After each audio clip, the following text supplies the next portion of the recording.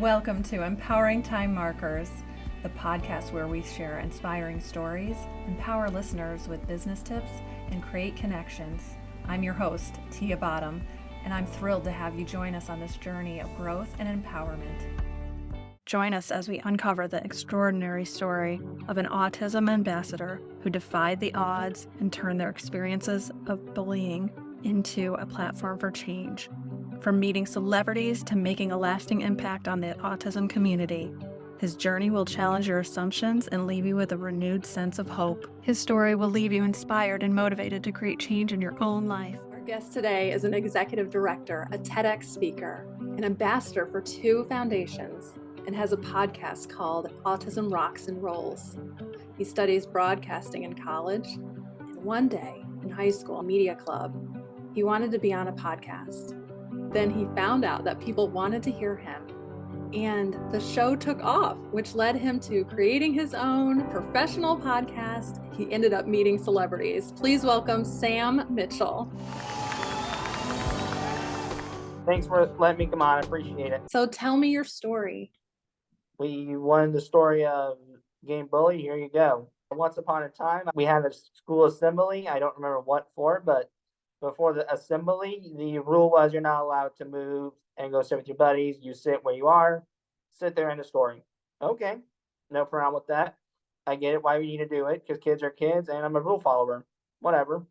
All right, sitting there trying to hear the assembly, and out of nowhere, people who were not the greatest people out there decided to poke fun at me literally by jamming me in the back with pencils for nothing. And all the thing I did was just sitting there. Oh my goodness. Did you have to go to the nurse? I was in 6th grade, but no, it wasn't. It wasn't at the point where it was like painful, where they drew blood. It was more just annoying throbs.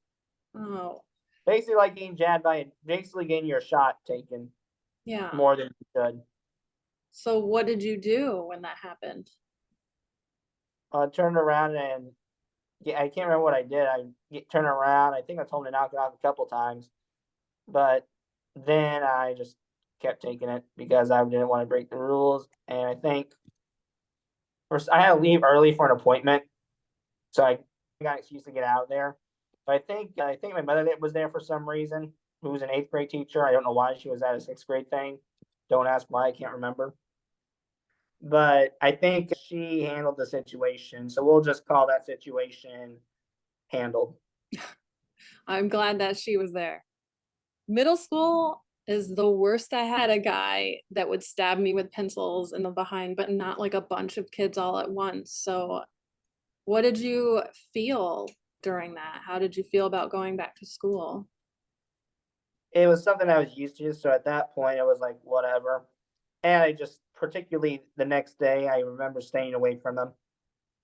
That's good. And I did my own thing with my academics. Yes. So tell me a little more about you. And I know that you're a huge advocate for autism, and tell me why. I'm a huge advocate for autism because I believe in the acceptance of it all. We need to be accepting of it and not be judged or ridiculed for the utmost ridiculous things out there, because I believe our quirks make us who we are. We shouldn't have to be getting jammed in the back with pencils for being different. I'll tell you that much. Yeah, I 100% agree with you. To me, it's more processing. First of all, you're amazing. You're an amazing person. I've checked out your website and listened to you, and you're really inspiring. You're super smart. I think that Tell me get to know me behind the cameras, and then you might think otherwise. I think you have a really great sense of humor.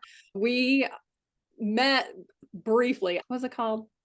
Honapalooza, yeah. I remember you. So I was so excited when you connected with me to be on my podcast. I just want to say thank you for doing that. I know I was in the background. You don't remember me, but I remember you. You are quite a beacon of light for people. And I love what you want to share about and what you are all about. So thank you so much for being here. You're welcome. So on your website, I saw an interesting fact I didn't know. It said, as of 2020, autism affects 1 in 54 children. We gotta change that. It's changing. It keeps getting more prevalent each year. At the Really? time we made that, it was 1 in 54. Now it's 1 in 36. Are you serious? And then I think today, as of now, that was a few days ago. I think as of today, though, now it's 1 in 33. So when I made the podcast, I think it was also good timing because more people were getting diagnosed and wanted to hear about it and needed to hear about it because more families were being affected by this, what society calls disorder. Yeah. Why do you think that is? Why do you think it's becoming more prevalent? Because more people are getting diagnosed with it.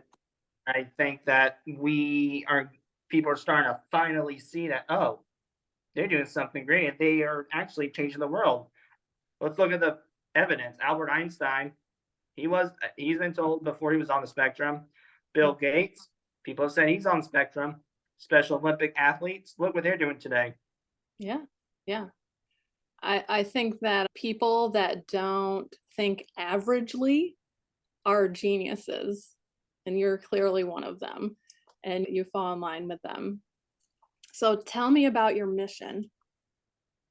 The mission is to take the stigma off of autism and other conditions that many with disabilities feel on the spectrum are not broken and do not need to be fixed. Those who have conditions or abilities want to be pitied. There's nothing to be sorry about, but there's more to it. I think in the world of 2023, we also added being kind to one another because you've Mm. seen so much cruelty in this world that you think, why are people doing this?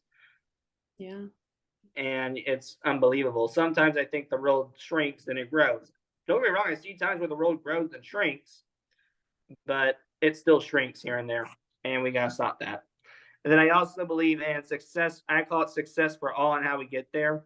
So the way I like to explain it is with this corny view is Taylor Swift is just as successful as the middle class man going to be a custodian or even the person just getting the mail up every day. Each level, there's different levels within, in their opinion. Nah, I think they're all as successful as they can be. Yeah. I like that viewpoint. That's interesting. Can you tell me, your site had something about sponsorships. So what does that mean? That basically means I get to advertise you. Okay, that's very cool. I advertise your company, your business, and we have different price ranges. You can donate, I don't want to say a large sum, but a good sum, but then we also have one that's $2,000, which is where you get more benefits. So Yeah. that was what sponsors. It's more just advertisement, and I do 15 seconds, 30 seconds, and 60 seconds. Okay, cool. Also, tell me about the TEDx. Oh, I got invited. A couple people nominated me. I do not know who, but we had to do it virtually because of COVID. Right. But it's still qualified as a TED Talk, and that is for certain on my website. And tell me about some of the celebrities you've gotten to meet. Some of these celebrities I've gotten to meet are Dr. Temple Grandin, a lot of professional wrestlers. So if you're a WWE fan, you can imagine how much success I've been on that one. America's Got Talent contestants, love that show, one of my favorite shows. Yeah. And American Idol. Although I don't love American Idol as much as America's Got Talent, definitely American Idol is a great resource. Then I found also people from the Food Network, Simon Jumdar, Iron Chef Judge, NASCAR drivers. I find people in certain areas. I had an actress from Resident Alien. That's a really good show if you haven't checked that out. But she's an advocate for mental health. So it definitely varieties. But then I also just got to meet some really cool people. I know from Indianapolis, Duke Tomato, definitely a little American blues guitarist. And I'm friends with a couple of other AGT contestants who were not on the show, but we were just buddies. I don't think they'll care. They'll say their name. I think they'll appreciate it, actually. Tone the Chief Rocca and Cornell Bongra. Awesome. Who were very, let's say, I was very in awe with during my childhood. It's funny that I'm watching on my TV at 8 years old. I'm like, oh my gosh, these guys are awesome. Now I'm like, hey, Tone, what's up? That is awesome. What a full circle moment. Like how different growing up you were and where you are now. So how do you feel about that? like the contrast of growing up a certain way and now living the life you do? Well, I ain't used to it. I am not used to it, man.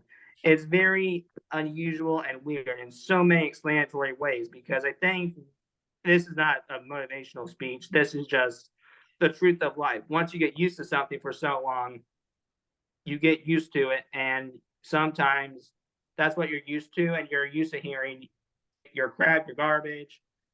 You hear negativity so much, you get used to hear the negativity. So once it flips, whether the good or the bad, it becomes a really long transition, a longer one for me in particular. Okay. So what's your typical day like? That depends on which day it is. There's a lot of typical days I get a routine set in and then I do it. I know on certain class when I have class, I get up at 6:30 and then do what I need to do, get ready for the day, head out to class, and then if I don't, I'm just chilling in my dorm and walking around doing a lot of music therapy. Oh, what kind of music do you listen to? Rock and roll, buddy.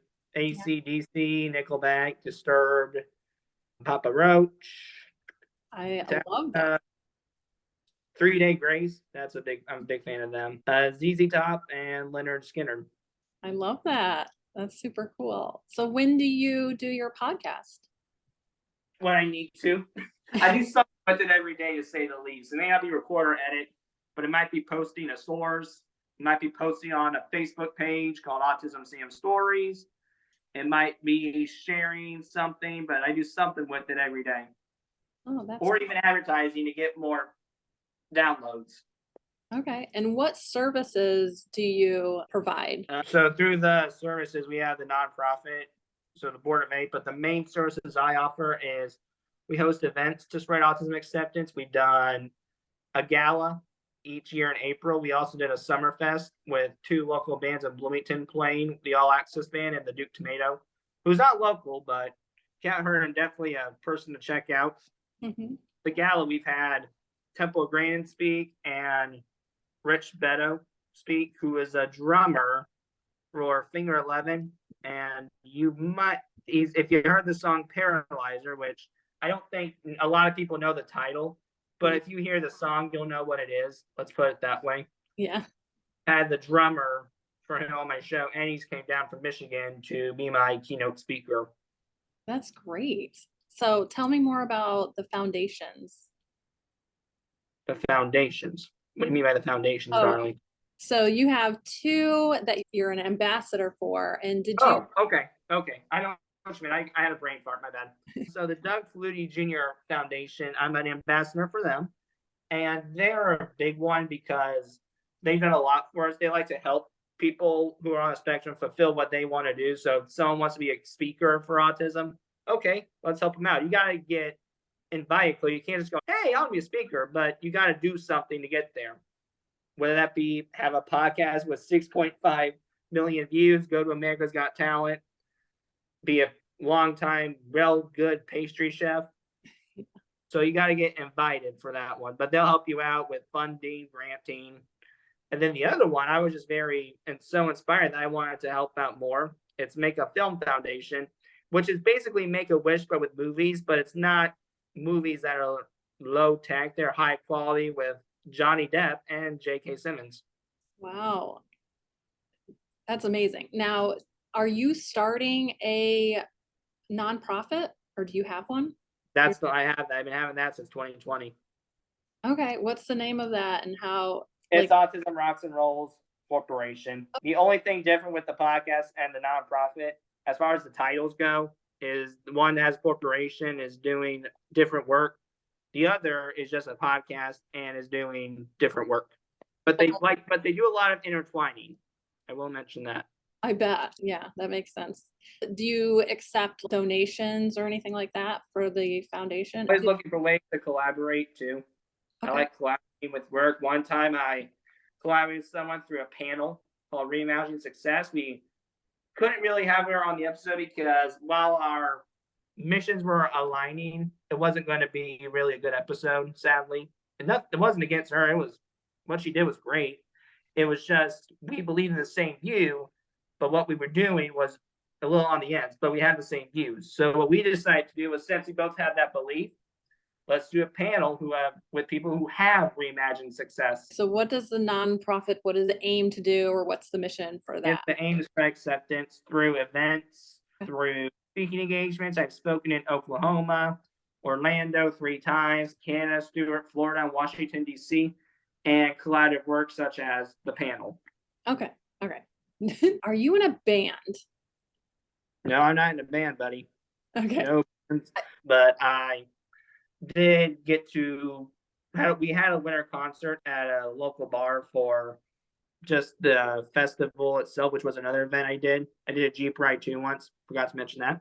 And they invited me to lead sing with them as, I guess, what you call a guest lead singer. And I sung AC/DC Highway to Hell from them. It was the Hairbangers Ball, which we're really good friends with. And there's someone else. If you're from the Midwest, it's cool. That's super cool. So you have a tab on the website and it's called Really Cool Stuff.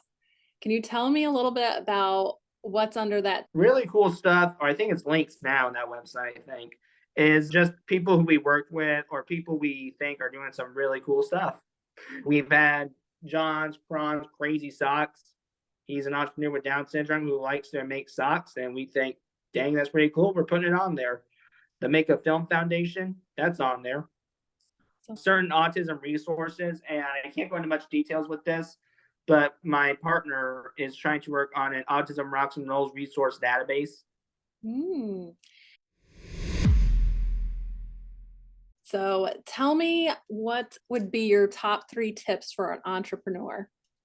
The top 3 tips for an entrepreneur is go for it. If you got an idea, go for it. A lot of people may have done it after you, but if it's a repetitive one, make it your own. There's tons of ways you can make a bar your own. With the setup, the atmosphere, everyone's done that, even with restaurants. So there's a way to make it your own. The second is definitely, I think sometimes you have to spend money to make money. So if you get a really good opportunity to go to Paris, France, but you're thinking, oh God, I don't know, it's expensive. I don't know if I can do it. If it's too expensive, I get it. If it's $1 million, yeah, no, I'm not paying that.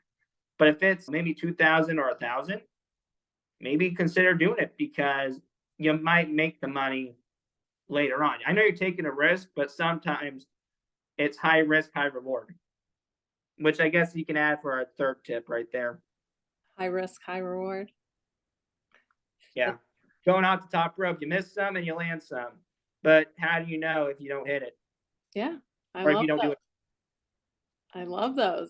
So we're going to shift gears a little bit and play a game. Are you ready? As ready as I will be. Okay. You picked rapid fire questions. So the first one is, what was your first job? My first job actually was at a boarding retreat not a boarding retreat, I'm sorry, where they put dogs in and it's like a dog boarding place. Yeah, boarding place. That was my first job. Awesome. And what has been your favorite fashion trend ever? I'm not a guy with fashion, as you can tell, but if I wear something nice, the biggest fashion trend that I'm going to do is I've always been a big fan of things that light up. So like light up glasses, light up shoes. Yeah. Shirts, light up jackets. Wrestling reference here, Chris Jericho had a light up jacket. That was the coolest thing alive. That's awesome. What is your biggest pet peeve? The biggest pet peeve I've had is people. I'm not a guy who deals with people who lack common sense. Yeah, same. I'm not a guy who, they're book smart people, right? Sometimes, and sometimes just not. Yeah, just not. If you're book smart, you lack common sense, then okay, whatever. I prefer you have street sense, but whatever, again. However, I don't deal with that. I can't deal with that. Yeah. And what's one thing you want to do this year? The one thing I would love to do this year is definitely keep spreading the acceptance of autism, but I'm hoping that if things go smoothly, on a certain Saturday in October, and this is after the 3rd, I'll be hitting if I feel well and doing great health-wise, physically, I'll be going to a wrestling pay-per-view, which has been a lifelong dream since I was about 6 or 8. I think 6. Well, I have my fingers crossed for you. What are 3 things on your bucket list? 3 things on it. I'm definitely a big adventure, guys. Skydiving definitely is one. Zip lining, not zip lining, but bungee jumping is the second one. And I definitely always had this wild adventure out of me, seeing as much places as I can, traveling. Yeah, like around the world. Yeah, awesome. And do you have any siblings? And if you do, how many? No, and I don't want any because I kill them. No, I would. A couple people already asked me to be roommates. I'm like, no, you'll get killed. Love you guys to death, but I'm not a guy who shares. I'm not a guy who plays to share the love card. What's your favorite candy or snack? Oh, Hershey bars, man. Yeah, nice. And what is your zodiac sign? My zodiac sign. When is July? What is July's? Cancer. It depends what day it is. Okay, July 21st. I think that's Cancer still. Okay, then Cancer. What's your favorite thing about yourself? Everything about myself in particular is the fact that I get to help out people. But even though these people say I'm great, truth be told, I'm not a guy who does toot the horn or likes to brag. And there are a lot of days where I don't like myself. I won't lie to you, but if I do, to a sense, I think there's some people have said along me there's some nobility. So that's a question for them more than it is for me. And the last one is, what's the best piece of advice you have ever gotten? The best piece of advice I've ever gotten, geez, it's actually from a lot of song references. Okay. I think it's from If Today Was Your Last Day by Nickelback.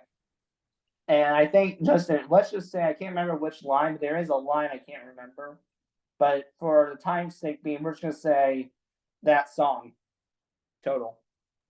Wow, that's cool. I'll definitely have to listen to that again. So thank you so much for playing that game with me. Tell me about the retreats you do.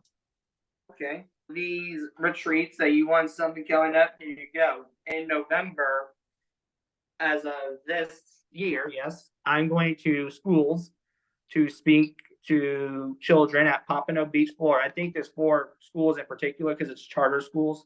Okay. I'm very excited about that. I'll be talking about just acceptance and bullying and probably the cliche things you hear in school, but be a lot more advanced. And then in the 2 weeks after that, I'm going to Austin, Texas for a retreat, a motivational speaking retreat, where I'll be getting a lot of amenities, apparently. All I know is I'm getting a private chef and professional makeup session, which I'm thinking, okay, this will be real. Go big or don't go at all, right? Bingo. Tell me about your store. The store itself, we got a lot of socks, hoodies.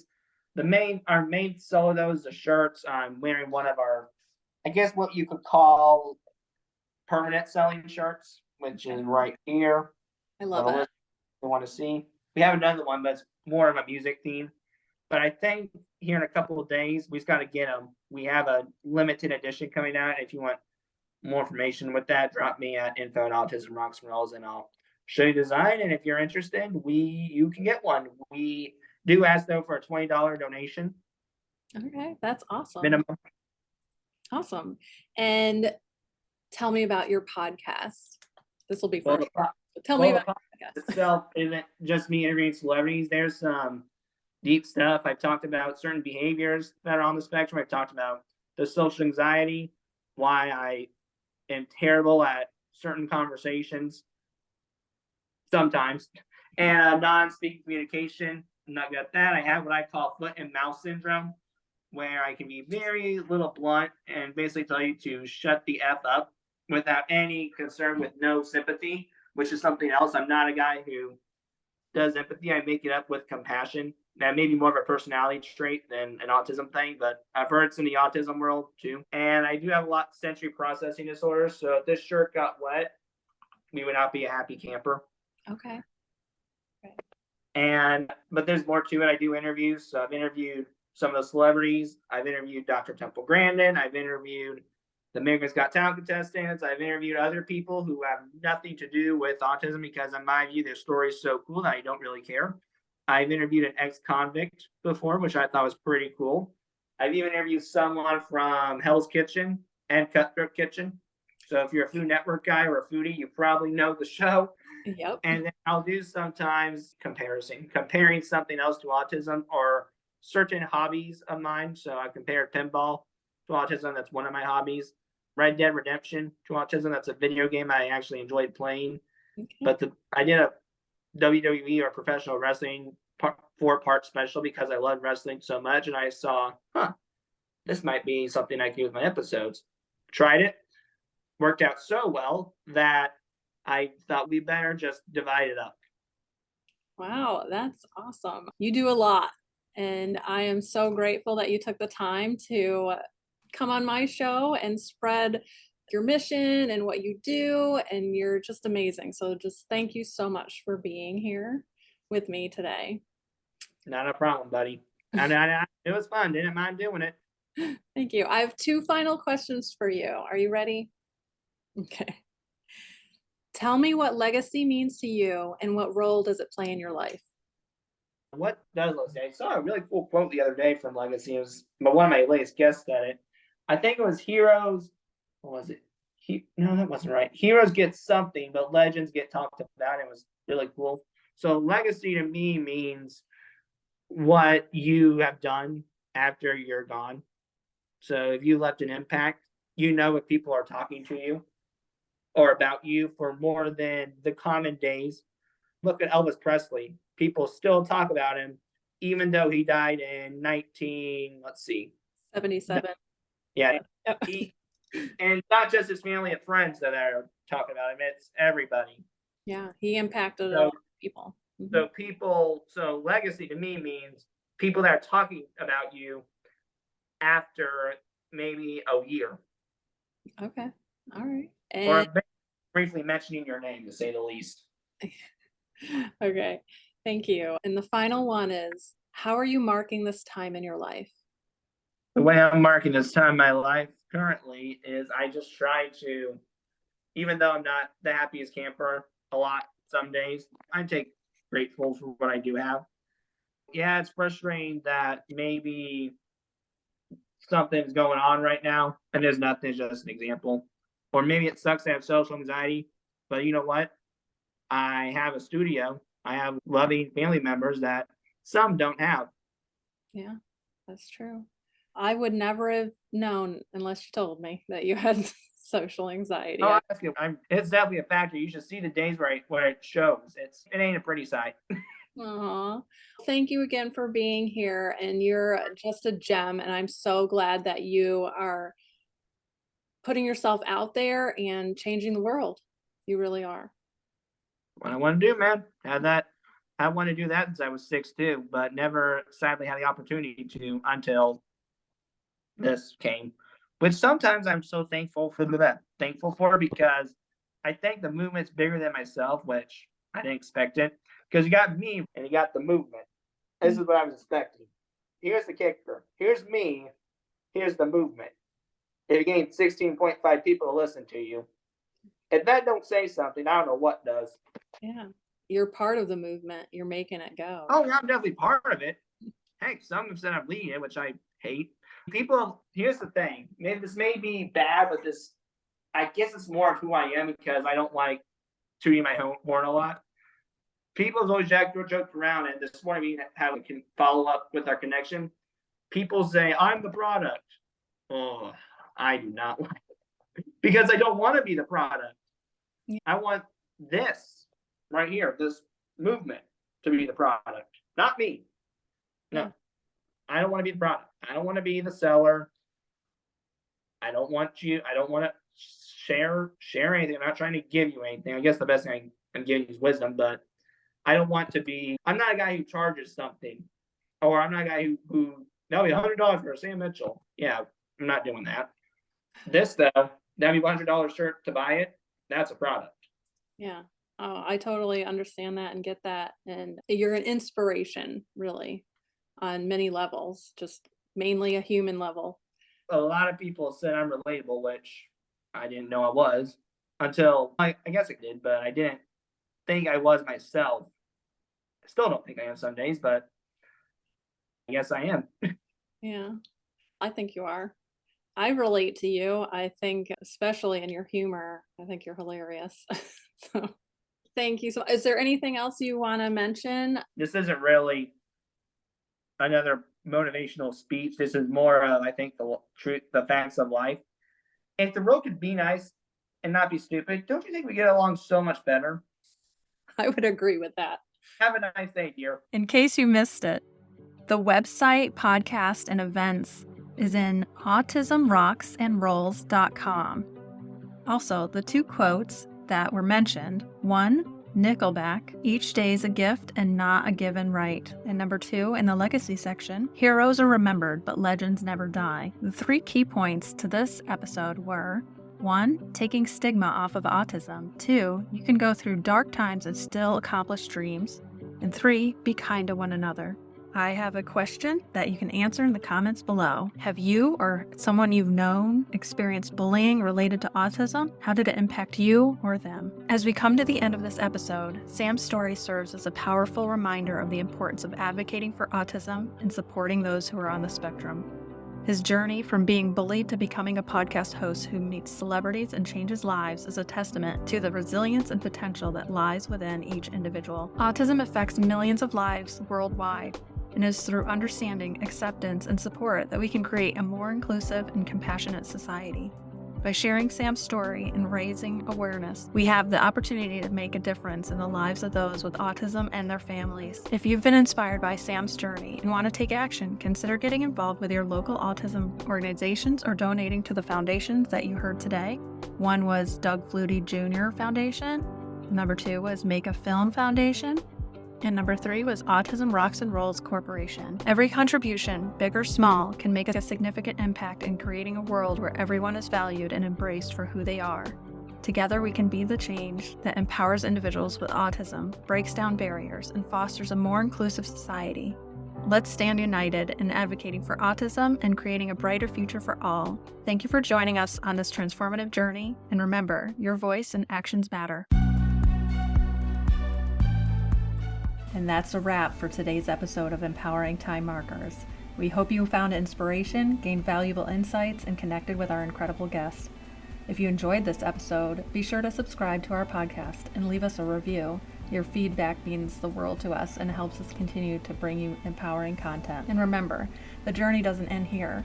Stay connected with us on social media, where we'll be sharing additional resources, behind-the-scenes content, and updates on upcoming episodes. Thank you for joining us on this empowering journey. Together, let's continue to make our mark on the world one moment at a time. Until then, keep empowering yourself and others. This is Tia Bottom, signing off from Empowering Time Markers.